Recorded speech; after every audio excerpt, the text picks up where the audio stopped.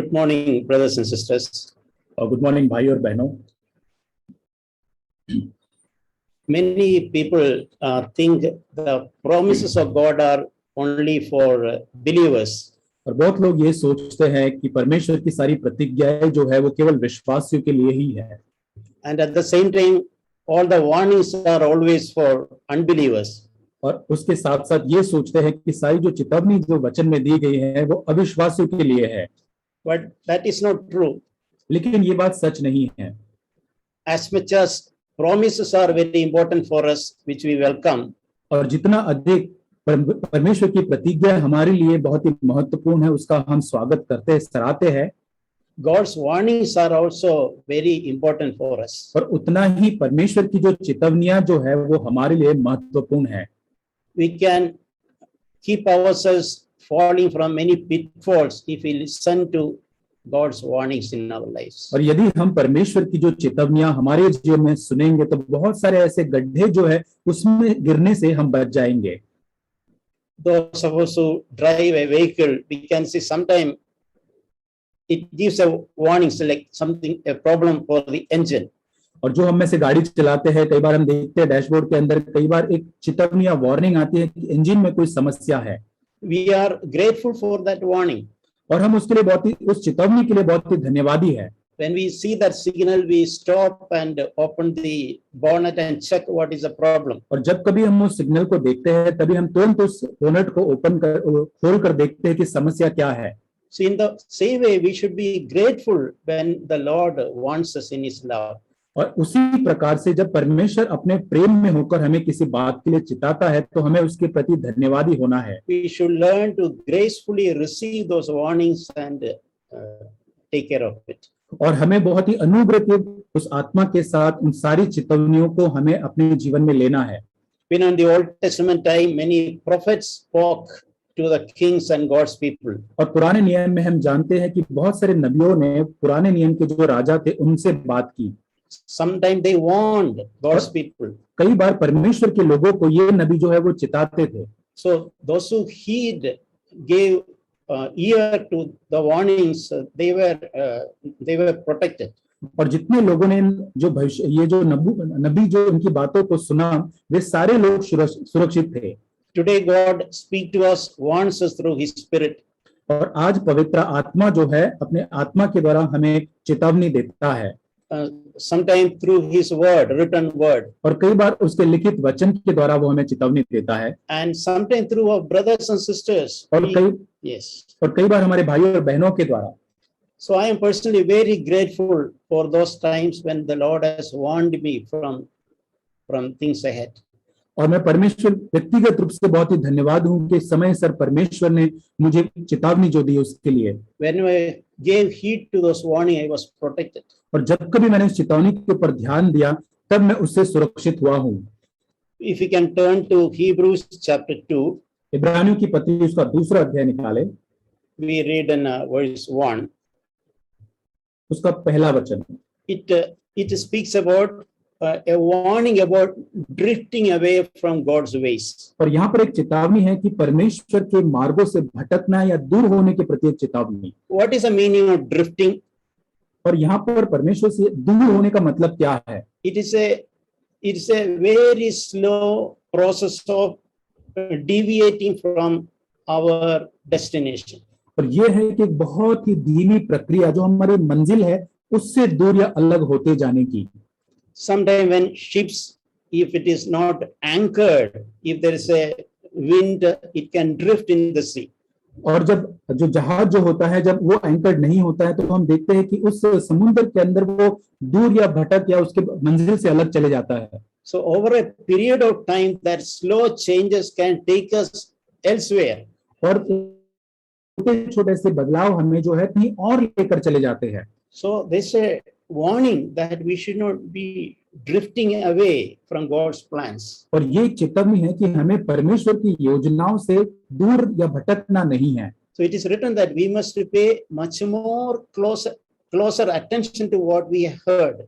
और इसलिए हम जो कुछ भी सुनते हैं उसके लिए और भी अधिक नजदीकी से हमें उसके ऊपर ध्यान लगाना है। Yes, so listening to what God is trying to speak to us, that is the protection for us from drifting away. और ये सुनना कि परमेश्वर हमसे क्या कहना चाहता है, जब हम वो सुनते हैं तो वो एक सुरक्षा है दूर भटकने से या जाने से। We also read in verse 3, Hebrews 2, verse 3, और इब्रानी की पत्री 2 अध्याय उसके 3 वचन में हम इस प्रकार पढ़ते हैं, how shall we escape if we neglect so great a salvation? तो हम लोग ऐसे बड़े उद्धार की उपेक्षा करके कैसे बच सकते हैं। So the word used is neglect. और यहाँ पे लिखा है कि हम यदि उसको नजरअंदाज करते हैं, See, it's not written as reject. और यहाँ पे नहीं लिखा कि हम उसको तिरस्कार करते हैं, So we are not rejecting, but we are neglecting. और हम उसका तिरस्कार नहीं करते हैं लेकिन नजरअंदाज या उपेक्षा करते हैं। So that is again like a drifting. It's a dangerous thing. और ये बहुत ही एक भटकने की जैसी बात और खतरनाक बात है। If we don't give value to what God is trying to speak to us, और यदि परमेश्वर हमसे जो कहना चाहता है उसको हम मूल्य नहीं देते हैं, तो we don't outright reject it, हम पूरी रीति से उसको रिजेक्ट या उसको हम तिरस्कार नहीं करते हैं, but we neglect it. लेकिन हम नजरअंदाज करते हैं, We don't give value to it. हम उसका मूल्य नहीं करते हैं। We are not giving with, we are not grateful, and we are not trying to correct our ways. और हम परमेश्वर उसके लिए प्रति धन्यवादी नहीं है और हमारे जो मार्ग है उसको सुधारने के लिए तैयार नहीं है। We have heard this example like a frog, if it is put in a boiling water, it is said that it will just quickly jump out. और जैसे हमने जानते हैं इस उदाहरण को, जो एक मेंढक को अगर गर्म पानी में डाल दिया जाता है तो वो तुरंत उसमें से बाहर निकल आएगा। But if that frog is put in cold water and very slowly the water is warmed, you can kill the frog slowly. और यदि लेकिन हम एक ठंडे पानी में उस मेंढक को डालें और उस ठंडे पानी को धीरे धीरे करके यदि हम गर्म करें तो वो जो मेंढक उसमें मर जाएगा। Unknown to it, slowly it will lose its ability to live.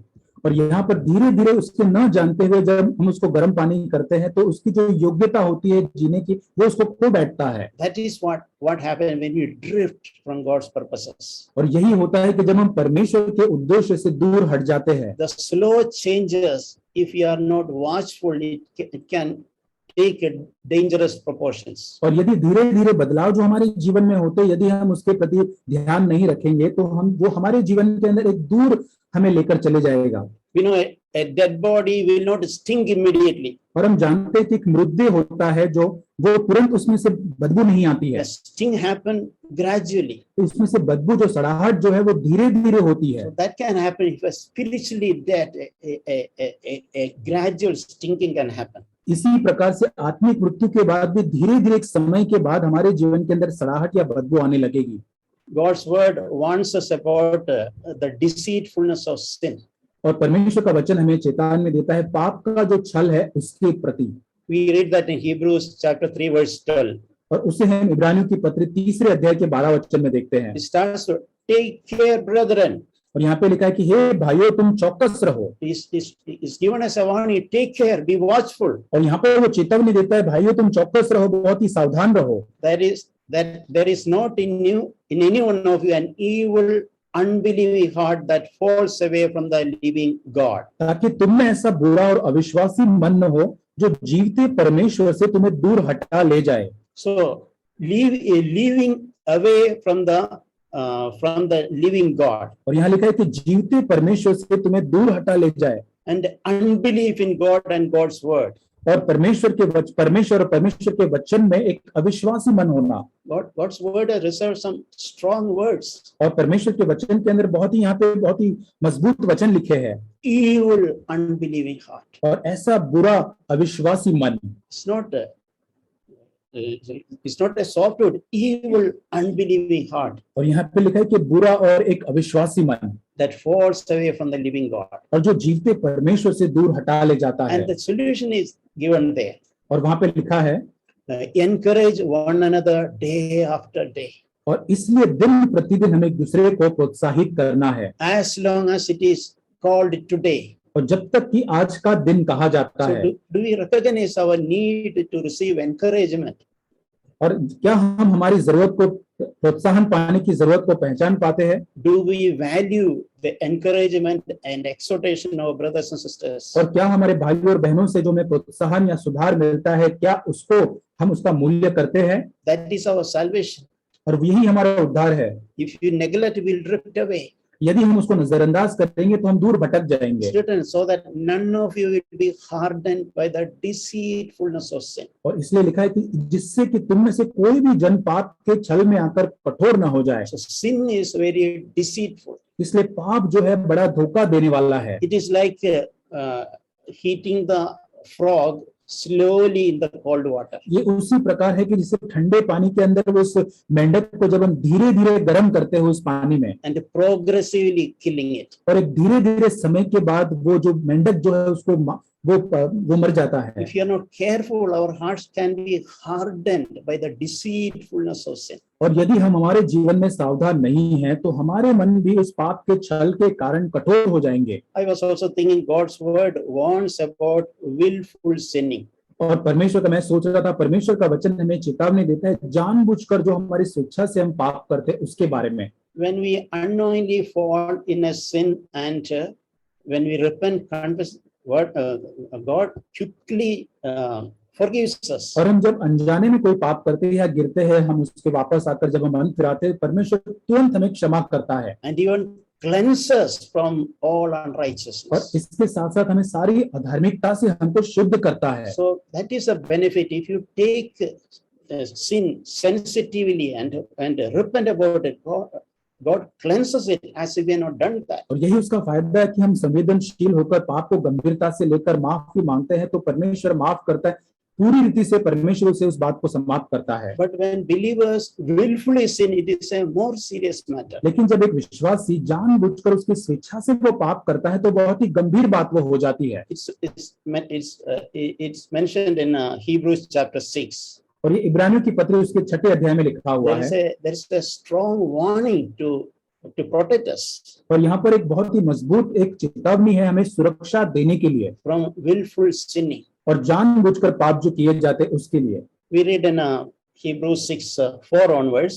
इब्रानियों की पत्री 6 अध्याय उसके 4 वचन से पढ़ते हैं। In the case of those who have once been enlightened क्योंकि जिन्होंने एक बार ज्योति पाई है and have tasted the heavenly gift और जो स्वर्गीय वरदान का स्वाद चख चुके हैं and have been made partakers of the Holy Spirit. और पवित्र आत्मा के भागी हो गए हैं। It's written about believers who are partakers of the Holy Spirit. और ये विश्वासियों के लिए लिखा गया है जो पवित्र आत्मा को के भागी हो चुके हैं। And it says those who have tasted the good word of God. और यहाँ पे लिखा है जो परमेश्वर के उत्तम वचन को चख चुके हैं। And when they have fallen away, और जब ऐसे लोग जो गिर जाते हैं, it's written, it is like it is impossible to renew them again to repentance. और यदि ऐसे लोग भटक जाते हैं तो उनके मन फिराव के लिए उनका नया बनना असंभव हो जाता है। So when being believers, when we take lightly, this is a very serious matter. और एक विश्वासी होकर इन बातों को जब हम गंभीरता से नहीं लेते, हल्के से लेते हैं, तो बहुत ही मुख्य बात यह है Because then we are again crucifying to ourselves the Son of God. और हम और एक बार उसके वो काम करने द्वारा हम यीशु मसीह को और एक बार क्रूसित करते हैं And putting him to open shame. और हम उसे सबके सामने सार्वजनिक रूप से उसे शर्मिंदा करते हैं। I know none of us honestly wanted to do that.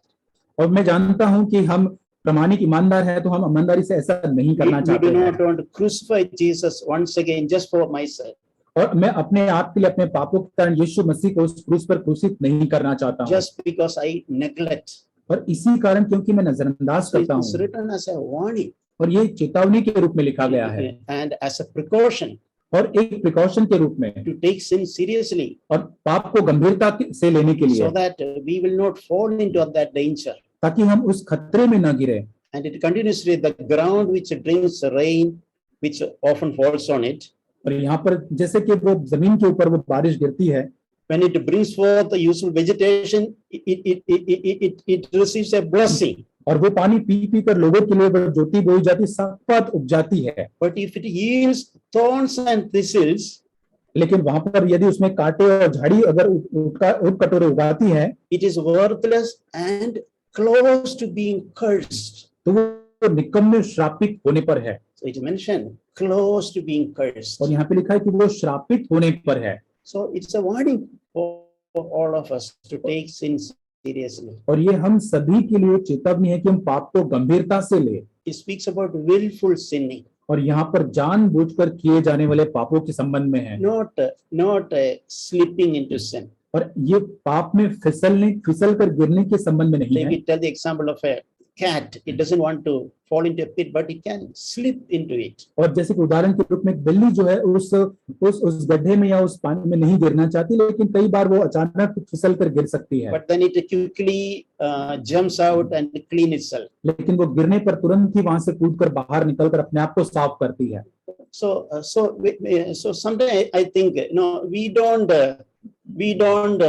take if we see a cake piece in a sewage pit, we will not take it and eat because it is a cake. और यदि हम एक cake के टुकड़े को gutter में पड़ा हुआ देखते हैं और वो केक है, इसलिए वहां से लेकर हम उसको खाने का प्रयास नहीं करते हैं। Because God has given us that ability to differentiate. It is dirty, it is filthy.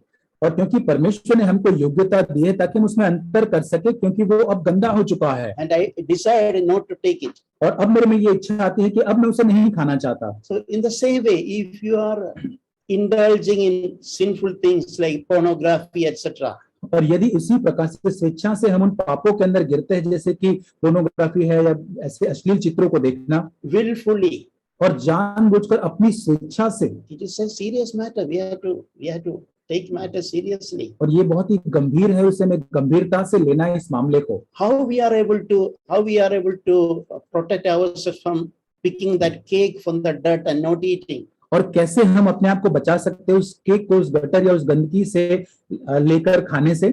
So it's a far more important matter to protect ourselves from such filthy things. और ये इतनी ही मुख्य बात है कि हम अपने आप को उस गंदगी से बचाए रखें, उन पापों से। Another warning which I was thinking in the Bible is about being a stumbling block for others. और एक चेतावनी के बारे में वचन से देख रहा था कि हम औरों के लिए जब एक ठोकर खाने का कारण बन जाते हैं। In Matthew chapter 18, मत्ती रचित सुसमाचार उसका 18 अध्याय, after Jesus mentioning about to be convert and be like a child. और जब यीशु मसीह कहता है कि हमारा बदलाव उस बच्चे के समान हो जाना चाहिए, So after Jesus made that statement, he added something else. और जब यीशु मसीह ने उस कथन को कहा, उसके बाद और कुछ उस बात में जोड़ा। That's in Matthew chapter 18 verse 6. और मत्ती रचित सुसमाचार 18 अध्याय उसका 18 अध्याय 6 वचन, Whoever causes one of these little ones who believe in me to stumble. और जो कोई छोटे में से जो मुझ पर विश्वास करते एक को भी ठोकर खिलाए। So it is a great warning that we should not be a stumbling block to a child or a child like a new believer. और यहाँ पर एक बहुत ही मुख्य चेतावनी है कि हमें किसी के लिए ठोकर कारण नहीं बना, एक बच्चे जैसा एक विश्वासी जो मसीह यीशु में आता है उसके लिए भी नहीं। If we do that, it would be better for him to have a heavy millstone hung around his neck and be drowned in the depth of sea. और यहाँ पे लिखा है कि उसने यदि ऐसा वो करता तो भला होता कि एक बड़ी चक्की का पाट उसके गले में लटकाया जाता और वह गहरे समुद्र में डुबाया जाता। So such is the seriousness of the matter. That's what Jesus was trying to convey. और यही कितनी मुख्य और गंभीर बात है, यीशु मसीह दर्शाना चाहता था इस बात The को। point here is we should we should take seriously the matter of being an obstacle, a stumbling block to others. और कहने का अर्थ यह है कि हमें इस बात को गंभीरता से लेना है ताकि हम औरों के लिए ठोकर खिलाने का कारण न बने, Especially to weaker ones, और खास करके जो निर्बल है उनके लिए, children. बच्चों के लिए। So it is a warning, it's a precaution for us. और ये एक चेतावनी हमारे लिए है, It is for our protection, और ये हमारी सुरक्षा के लिए है, so that we can be prevented from such things. ताकि हम इन सारी बातों से बचाए जाए। Woe to the world because of its stumbling blocks. और यहाँ पे लिखा है कि हाय ऐसे लोगों पर जो ठोकर का कारण बनते हैं। It is inevitable that stumbling blocks will come. और ऐसा हो सकता है कि ये ठोकर खाने का कारण आ सकता है। But woe to that man through whom the stumbling block comes. ये ठोकर लगना अवश्य है, लेकिन हाय उस मनुष्य पर जिसके द्वारा ठोकर आती है। Yeah, stumbling blocks may come. और ये ठोकर खाना तो आएगा, But woe to that man who caused that stumbling block. लेकिन हाय उस मनुष्य पर जिसके द्वारा ठोकर लगती है या आती है। So when I was reading Romans chapter 14, और जब रोमियो की पत्री 14 अध्याय में पढ़ रहा था, this matter was coming to me very clearly. और ये भाग जो है ये मेरे पास बहुत ही साफ रीति से मैं इसको देख रहा था। We can see that Romans 14 verse 13. Romeo की पत्री 14 अध्याय वचन 13। It says that let us not judge one another anymore, इसलिए आगे को हम एक दूसरे पर दोष न लगाए, but rather determine लेकिन ये ठान ले not to put an obstacle or a stumbling block in a brother's way. कि कोई अपने भाई के सामने ठेस या ठोकर खाने का कारण न रखे। So we are asked to determine, resolve, henceforth not to become a stumbling block. और यहाँ पर हमें निर्धारित करने के लिए, ठान लेने के लिए, निर्णय लेने के लिए कहा गया है, ताकि हम किसी भाई के सामने किसी के ठोकर का कारण न बने। And also in verse 15, और 15 वचन में कहता है, because of food your brother is hurt, और 15 वचन में, यदि तेरा भाई तेरे भोजन के कारण उदास होता है, you are no longer walking according to love. तो तू फिर प्रेम की रीति से नहीं चलता। Do not destroy your brother with the food. और इसलिए मसीह का जो भाई है, अपने भोजन के कारण तू उसका नाश मत कर। So this is a chapter where it speaks about personal liberty. और ये एक अध्याय है जहाँ पर व्यक्तिगत जो आजादी है, स्वतंत्रता, उसके बारे में है। So we have freedom.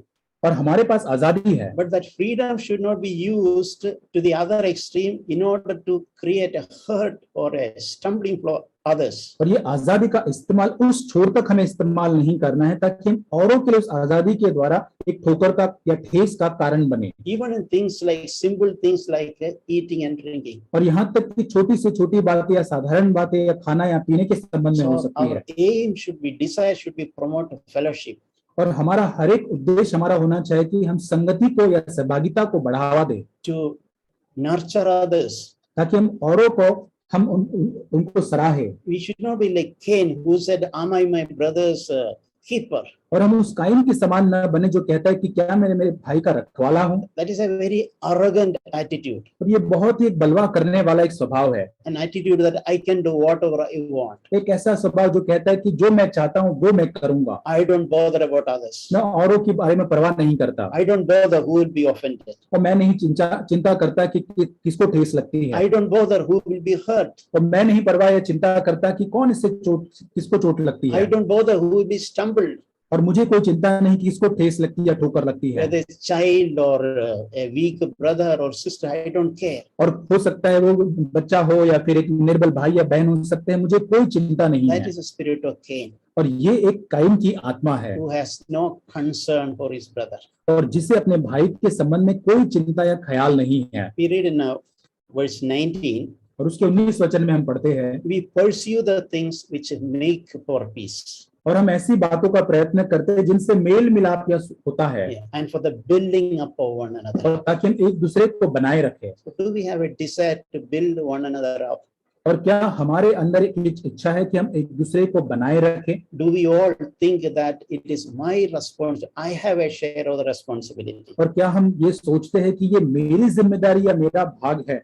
Or do we are like a Cain? और क्या हम उस कैन के समान हैं, It's or someone else's responsibility. ये सोचते हुए कि किसी और की जिम्मेदारी है, I don't bother those things. और मैं उन बातों के बारे में चिंता नहीं I will करता, do whatever I like. और मैं वही करूंगा जो मुझे पसंद है। It is my freedom. ये मेरी आजादी I है, have not done anything illegal. और मैंने तो कोई ऐसी गलत या गैर कानूनी बात नहीं की है। We read that in verse 20. और 20 वचन में, Do not pull down the work of God for the sake of food. और भोजन के लिए परमेश्वर के काम को न बिगाड़। So this word once spoke to me so powerfully. और इस वचन ने बहुत ही सामर्थ्य रूप से मुझसे बात की है। Can I pull down the work of God? और क्या मैं परमेश्वर के काम को बिगाड़ सकता हूँ? Can I pull down which the Lord has built over a period of time? और क्या परमेश्वर ने अब तक इन समय के द्वारा जो कुछ भी बनाया है, क्या मैं उसको गिरा सकता हूँ? If I am careless, I can. और यदि मैं सावधान नहीं तो मैं ऐसा करूंगा। I can tear the work of God and pull down the work of God. और परमेश्वर का जो कार्य है उसको पूरी तरह से फाड़ दूंगा या उसको तोड़ दूंगा। Some work which God has done in others, I can pull it down. और परमेश्वर का कार्य जो और लोगों के अंदर अब तक हुआ है उसको मैं पूरी तरह से बिगाड़ सकता हूँ। And it says that all things indeed are clean, but they are evil for the man who eats and gives offense. और लिखा है, सब कुछ शुद्ध तो है परंतु उस मनुष्य के लिए बुरा है जिसको उसके भोजन करने से ठोकर लगती है। think a godly person will not think, am I doing right or wrong? और एक ईश्वरीय व्यक्ति ये नहीं सोचेगा कि मैं सही या गलत कर रहा हूँ। Will not just think it's my right, my freedom. और ये हमेशा ईश्वरीय व्यक्ति ये नहीं सोचेगा कि ये मेरा भाग या मेरा हक है, If you are growing mature in the Lord, we will also think about others. लेकिन जब हम परमेश्वर में परिपक्व बनते जाते हैं तो हम औरों के बारे में भी सोचेंगे। I may be enjoying my freedom, और मैं मेरी स्वतंत्रता का शायद मैं उसका आनंद उठा रहा हूँ, but through this am I causing an offense to someone weaker? लेकिन क्या इस आजादी को इस आजादी के साथ कोई निर्बल भाई बहन के लिए क्या मैं ठोकर का कारण बन रहा हूँ? So Paul is concluding that passage in verse 21. और पौलुस 21 वचन में उस वचन के भाग को अंत इस प्रकार करता है, It is good not to eat meat or drink wine और भला तो यह है कि तू न मांस खाए और न दाखरस पिए or do anything और न कुछ ऐसा करे by which your brother stumbles. जिससे तेरा भाई ठोकर खाए। Because I'm not just focusing on just my freedom. और क्योंकि मैं यहाँ पर केवल मेरी आजादी या स्वतंत्रता पर ही ध्यान नहीं लगाता हूँ, I also take upon me the responsibility of building others. लेकिन मैं औरों को बनाने की, उनको निर्माण करने की जिम्मेदारी भी उठाता हूँ, Or at the least I don't want to be a stumbling block to someone else. क्योंकि मैं और भाई और बहनों के लिए ठोकर का कारण नहीं बनना चाहता। I hope God will give us all grace to understand this. और मैं आशा करता हूँ कि परमेश्वर में अनुग्रह देगा इस बात को समझने के लिए, And none of us will be like Cain, और हम में से कोई भी काइन के समान नहीं who will बनेगा, arrogantly say, I will do what I want. और जिसने बलवा करके ये बोला कि मैं जो चाहता हूँ वही मैं करूंगा, I don't care about others. और मुझे कोई चिंता नहीं कि लोग क्या सोचते हैं। We read in 1 Corinthians chapter 10. पहला कुरिन्थियों 10 अध्याय, There are some warnings from the example of children of Israel. और यहाँ पर कुछ चेतावनी है जो इस्राएल के जो लोग थे उनके जीवन से, From verses 1 onwards. और पहले वचन से ही Paul is saying, I don't want you to be unaware, brethren, पौलुस यहाँ पर कहते हैं, भाइयों मैं नहीं चाहता कि तुम इस बात से अज्ञात रहो that our fathers were all under the cloud and passed through the sea. और कि हमारे सब पूर्वज बादल के नीचे थे, सबके सब समुद्र के बीच से पार हो गए। In verse 4, all drank the same spiritual drink, और हम 4 वचन में देखते हैं कि सभी ने एक आत्मिक जल पिया, for they were drinking from a spiritual rock which followed them. क्योंकि वे उस आत्मिक चट्टान से पीते थे जो उनके साथ साथ चलती थी, And that rock was Jesus और Christ. वह चट्टान मसीह यीशु था। Nevertheless, with the most of them, God was not well pleased, वचन 5, परंतु परमेश्वर उनमें से बहुतों के से प्रसन्न न था, for they were laid low in the wilderness. इसलिए वे जंगल में ढेर हो गए। So we know the story. They enjoyed a lot of blessings from God. हम इस बात को जानते हैं कि इस्राएल लोग ने परमेश्वर की बहुत सारी आशीषों का आनंद उठाया, They also saw some remarkable wonders and signs, और उन्हें बहुत ही परमेश्वर के यादगार उन आश्चर्य कर्मों को देखा, answers to prayers, प्रार्थनाओं के उत्तर को देखा, miracles. चमत्कारों को। They all enjoyed this, इस सभी चीजों का आनंद उठाया, but God was not well pleased with most of them. लेकिन वचन कहता है परमेश्वर उनमें से बहुतों के साथ प्रसन्न न था। And taking that, Paul is telling a few examples as a warning. और उसके साथ साथ पौलुस उसी पृष्ठभूमि में कुछ उदाहरण को चेतावनी के रूप में कहता है। Verse 6, do not crave for evil things. और यहाँ पे वचन 6 में कि उन बातों की तुम लालच न करो। I mentioned when as most of us are using lot of internet, do not crave evil things. और जैसे मैंने पहले भी बताया कि हम बहुत सारे लोग अभी इंटरनेट का इस्तेमाल करते हैं, बुरी बातों की लालसा न करें। This is a warning which we can take to our own heart. और ये हमारे हृदय के लिए चेतावनी हम ले सकते हैं। Verse 7, do not be idolaters. और हम उसके साथ साथ मूर्ति पूजा करने वाले न बने। Anything which is taking the place of God is idolatry. और ऐसी कोई भी चीज जो हमारे जीवन में परमेश्वर का स्थान लेता है वो एक मूर्ति पूजा के समान है। And verse 8, do not act immorally. और वहां पे वचन में लिखा है कि हम व्यभिचारी न हो। And verse 9, do not test the Lord. और वचन 9 में कि हम प्रभु को न परखे। And verse 10, do not grumble. वचन 10, तुम न कुड़कुड़ाओ। So I was thinking, grumbling is such a very simple thing. और मैं सोच रहा था कि कुड़कुड़ाना कितनी साधारण बात यह है। Many believers are still gripped by this evil of grumbling. और आज भी कई सारे विश्वासी जो है इस कुड़कुड़ाने की या शिकायत करने की भावना से ग्रसित है। If you think about grumbling, what is grumbling? और कुड़कुड़ाना क्या है? It's not verbally, forcefully expressing something. और ये नहीं कि हम हमारे शब्दों से, मुंह से, अभिव्यक्ति के द्वारा उसको हम बताते हैं। Very often silently, secretly muttering something in discontentment. और बहुत बार होता है कि हमारे अंदर जो असंतुष्टि होती है उसको हम बहुत बड़ी शांति और बड़ी ऐसी गुप्त रीति से हमारे जीवन के अंदर हम प्रदर्शित करते हैं, Expressing some discontentment, dissatisfaction. और किसी न किसी चीज की असंतुष्टि जो उसको हम व्यक्त करते हैं, That is grumbling. और ये कुड़कुड़ाना है। God looks at it seriously. परमेश्वर उसे गंभीरता से देखता We है। have an example in Numbers chapter 12 और गिनती के अंदर 12 अध्याय के अंदर उदाहरण है about Miriam and Aaron who grumbled against Moses. और जब मरियम और हारून के बारे में जो मूसा के विरोध में कुड़कुड़ाए। And what was a kind of grumbling? और ये कुड़कुड़ाना शिकायत क्या थी? Is God speaking only through this man Moses? और क्या परमेश्वर मूसा के द्वारा ही हमसे बात करता है? Does not God speak to other people? और क्या हम परमेश्वर और हम लोगों से या और लोगों से द्वारा बात नहीं करता? So they did not say that, in public.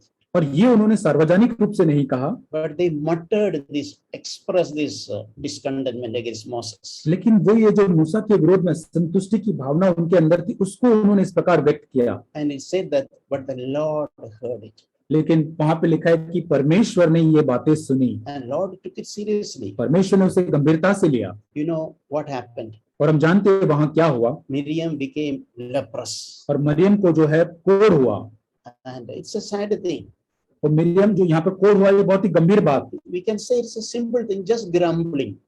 और ये हम कहेंगे कि ये बहुत ही साधारण बात है कुड़कुड़ाना। So I see people who express discontentment about others. और मैं देखता हूं ऐसे भाई कई सारे लोगों को जो और लोगों के संबंध में असंतुष्टि को जताते हैं। They shift their responsibility on someone else. और अपनी जो जिम्मेदारी है किसी और भाई या बहन पर वो लाद देते हैं। And so they are very unhappy about themselves. और फिर इस कारण से वो उस बात के कारण बहुत ही नाखुश या आनंदित नहीं है। They themselves do not take any responsibility. और वे स्वयं कोई जिम्मेदारी नहीं लेते हैं। And the response is shifted to wife or children or some brothers and sisters in the church. और अपनी जिम्मेदारी को अपने बच्चे, पत्नी या अपने कलीसिया के भाई बहन के ऊपर वो लाद देते हैं। And express that discontentment. और इस असंतुष्टि जो है उनके भीतर उसको वो जताते हैं। Express that unhappiness. और ये जो उनके अंदर जो आनंद नहीं या नाखुशी है उसको वो जताते हैं। We have to work in that area. हमें उस क्षेत्र में काम करना है। Grumbling and complaining.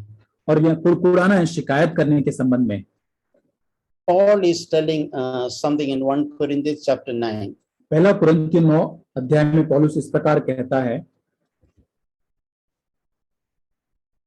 1 Corinthians chapter 9 verse 26. पहला कुरिन्थियों अध्याय 9 वचन 23। He says that therefore I run in such a way that और इसलिए मैं इस प्रकार से दौड़ता हूँ so that not like beating the air. और इस प्रकार बेठिकाना नहीं, not boxing without an aimless boxing. मैं इस रीति से मुक्कों को नहीं लड़ता कि कोई बेठिकाना है बिना कोई मंजिल के। In 27 we read, और 27 में हम पढ़ते हैं, I discipline my body. परंतु मैं अपनी देह को मारता कूदता या अनुशासित करता हूँ And I make it my slave. और उसे मैं अपने वश में लाता हूँ। And I will not allow it to grumble. और मैं वहां पर उसको अनुमति नहीं दूंगा कुड़कुड़ाने के लिए। I will take my share of responsibility. और मेरे जो जिम्मेदारी का भाग है उससे मैं उठाऊंगा। First I will do that. पहले मैं उसे करूंगा। I will not seek to shift the responsibility on someone else. और मेरी जिम्मेदारी का जो भाग है मैं किसी और पर नहीं ला दूंगा। And become a grumbler. और इस कारण मैं कुड़कुड़ाने वाला नहीं बनना चाहूंगा। And Paul is telling, I don't want after preaching to others, I myself become disqualified. और पौलुस कहता है ऐसा न हो कि औरों को प्रचार करने के बाद मैं आप ही किसी रीति से निकम्मा ठहरूं या अयोग्य ठहरूं। No, a person like Apostle Paul recognized that danger. और प्रेरित पौलुस जैसा एक व्यक्ति उस खतरे को कैसे यहाँ पर जान सकता है? He received that warning. और उसने उस चेतावनी को ग्रहण किया। I am preaching to others. मैं औरों को प्रचार कर रहा हूँ। If I am not watchful, I myself can be disqualified one day. लेकिन यदि मैं स्वयं प्रचार करके भी अपने आप के बारे में मैं सावधान नहीं हूँ तो मैं एक दिन पूरी रीति से अयोग्य ठहरूंगा। So therefore I need to discipline my body and make it my slave. और इसी कारण मुझे अपनी देह को अनुशासित करना है और उसे अपना गुलाम या उसको वश में लाना है। I was reading from Galatians chapter 3. गलातियों की पत्री 3रा अध्याय। It is a warning about people who seek to live by law.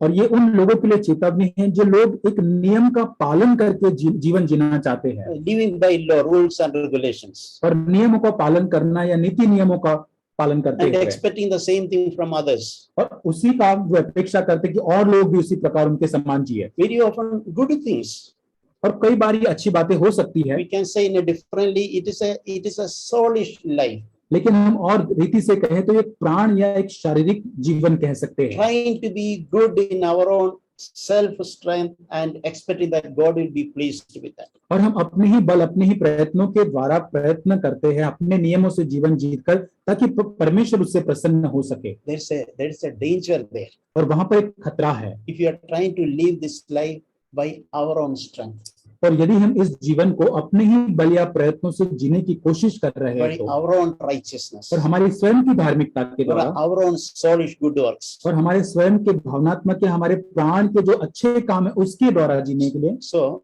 Paul is calling them, oh foolish Galatians, और पौलुस यहाँ पर कहता है, निर्बुद्ध गलातियों, who has bewitched you, और किसने तुमको मोह लिया, before whose eyes Jesus Christ was publicly portrayed as crucified. और जिसके आंखों के सामने यीशु मसीह क्रूस पर चढ़ाया गया। This is the only one thing I want to find out from you.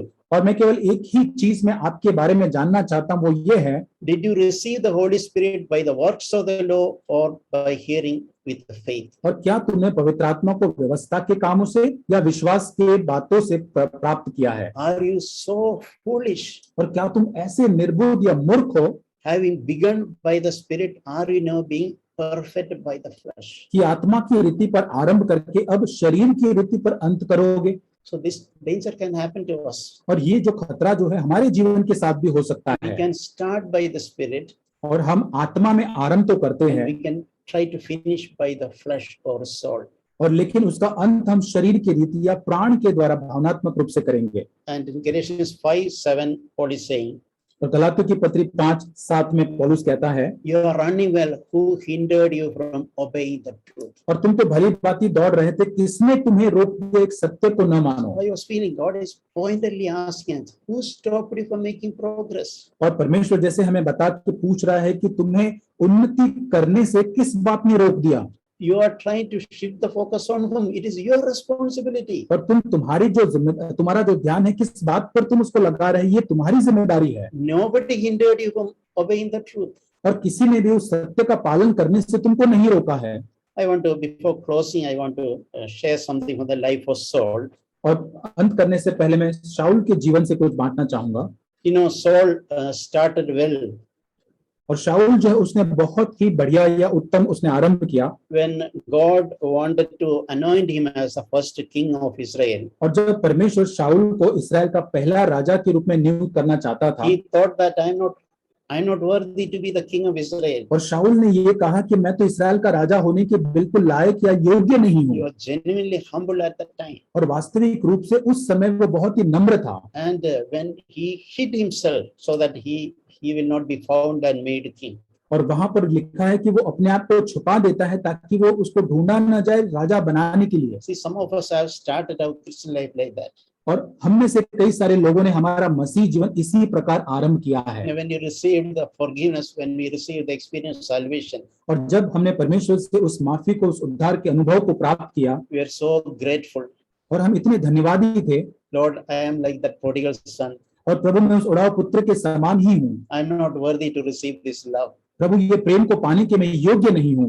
We found ourselves so unworthy. और हमने अपने आप को इतना अयोग्य जाना। And when in the fellowship also we felt we are not worthy for anything.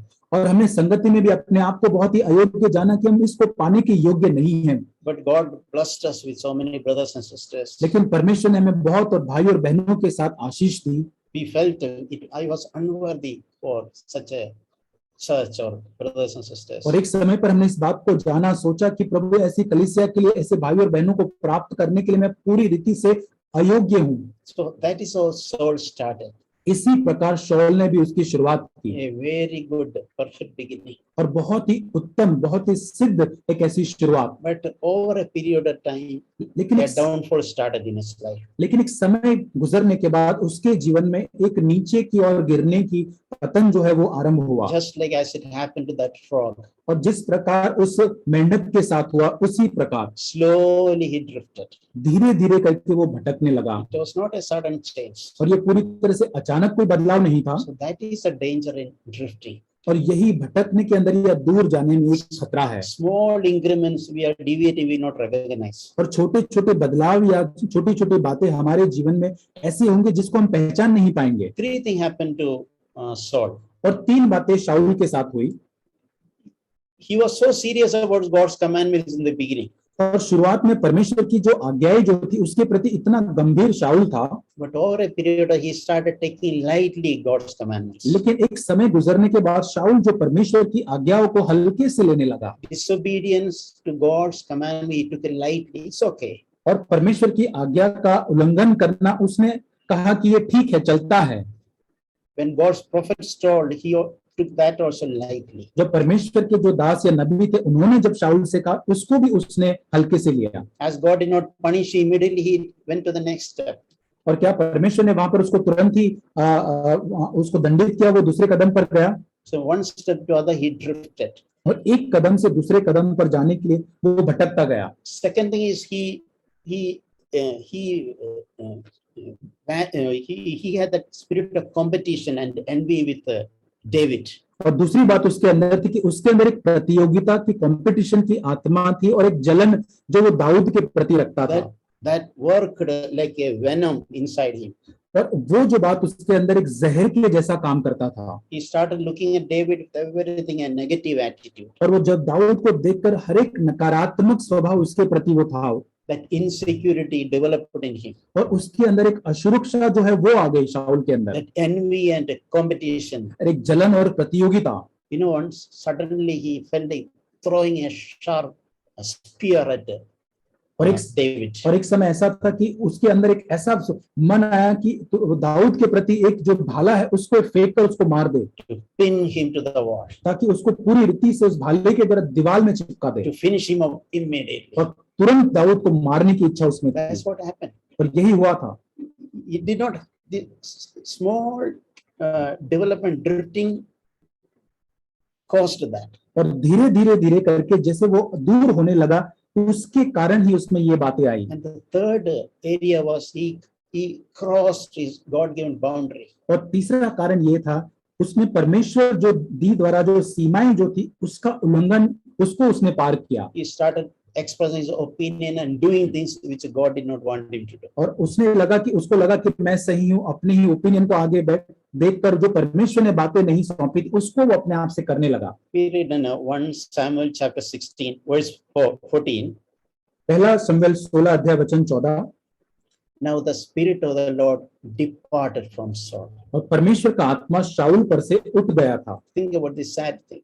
और ये दुखद बात को आप सोच के देखें। God had given him the spirit one day, और एक दिन परमेश्वर ने उसको एक आत्मा दिया, but now the spirit of the Lord departed from him. लेकिन अभी परमेश्वर ने अपना आत्मा शाऊल के ऊपर से उठा लिया। Not only that, an evil spirit came and terrorized him. लेकिन इतना ही काफी नहीं, लेकिन परमेश्वर की ओर से दुष्ट आत्मा उसे घबराने लगा। So God has so graciously given us so many examples. और परमेश्वर ने उसके अनुग्रह में हमें कितने सारे उदाहरण हमें दिए हैं। And a wise man will learn from the mistakes of others. और एक बुद्धिमान व्यक्ति जो है वो औरों की जो असफलताएं जो है या गलतियां उससे वो सीखेगा। So these warnings are for our protection. और ये चेतावनियां जो है हमारी सुरक्षा के लिए है, It's for our safety, और ये हमारी सुरक्षा के लिए है, so that we need not become like King Saul. ताकि हम राजा शाऊल के जैसे न बन जाए। So we can be so grateful to the Lord. I'm so grateful. God has given so many warnings.